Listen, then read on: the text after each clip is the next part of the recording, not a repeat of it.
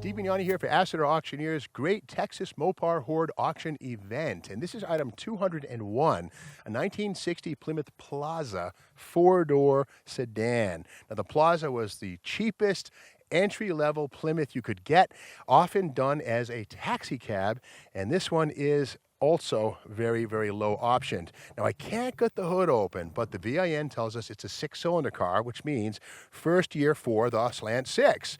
Of course, 1959, the year before, would have been the 230 cubic inch flathead six, but this is the slant six. That said, the grille is wonderful on this. The gold anodized still there on the medallion, Plymouth name bold and loud. The headlight rings are awfully nice. Look at that, nearly mint, both sides. Bumper's pretty darn good too. Texas license plate, EZE13, EZ13, 1975. And again, I can't get the hood open, but what we see here that looks like rust, quote unquote, is not. This is surface light pitting. Basically, dual action sand this, prime it and paint it, and you're good. That's all metal. No rust over the brows, which is a classic location. This is a solid one. And of course, speaking of solid, Plymouth's ad slogan for 60 was solid beauty for 1960.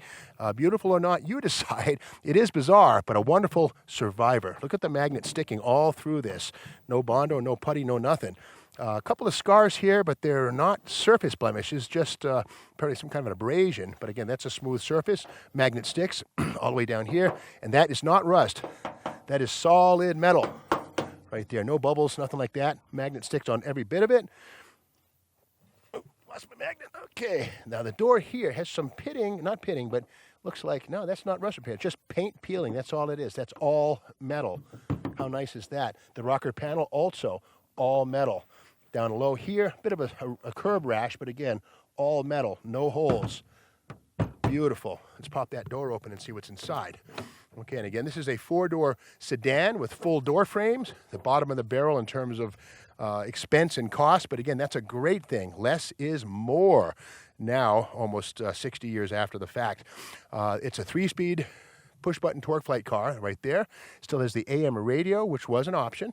This does have the Plaza bare bones rubber floor mat. This stuff right here, still present and accounted for. Underneath it, well, okay, a little tiny hole here. I can see, yeah, there's a little bit of a hole.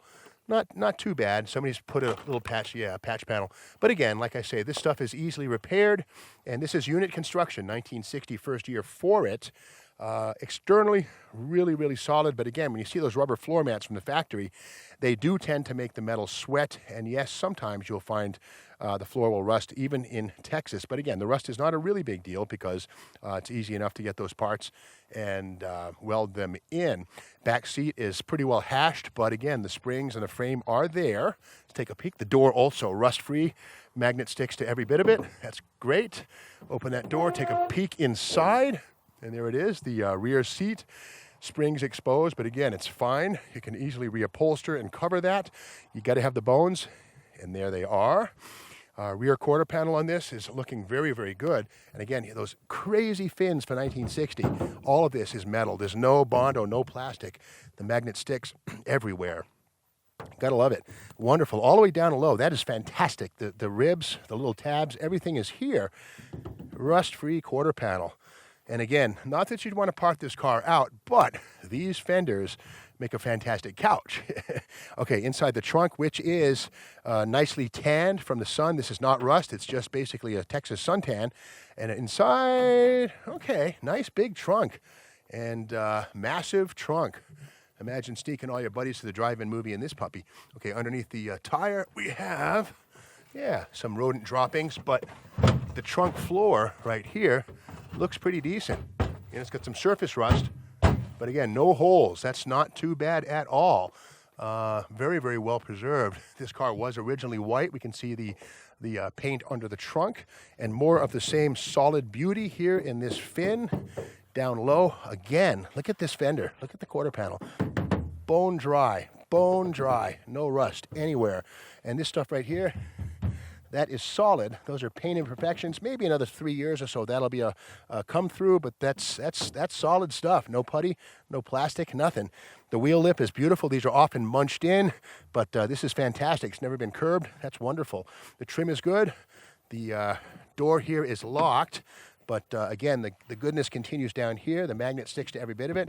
Paint is peeling here, but again, okay, so there might have been a dent right there. Let's take another look. The magnet sticks here, but right there must have been a dent of some kind. Magnet is right here, there's some putty. But again, probably an accident dent, not rust, and I'll take a dent over rust any day. Down low here, magnet sticks, everything's good. Same with the rocker, same with the bottom of the door, and yeah, okay, again, a dent here, apparently. Somebody must have run it down the driveway, the door to the garage or something like that. But again, it's just putty.